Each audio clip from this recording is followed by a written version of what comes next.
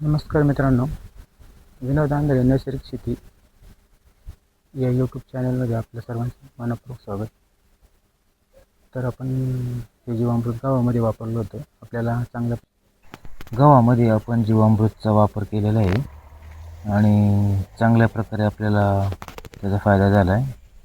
आणि कोणतेही रासायनिक खत DAP आपण त्याला टाकलेलं नाही, पूर्ण जीवामृत टाकलेलं आहे.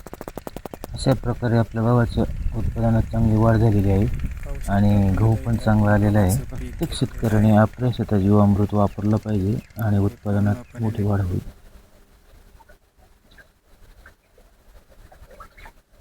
हे आपण कांद्याच्या रोपामध्ये पण हे जीवामृत आपण वापरलेलं आहे. तिथे पण आपल्याला चांगल्या प्रकारे फायदा झाला आहे.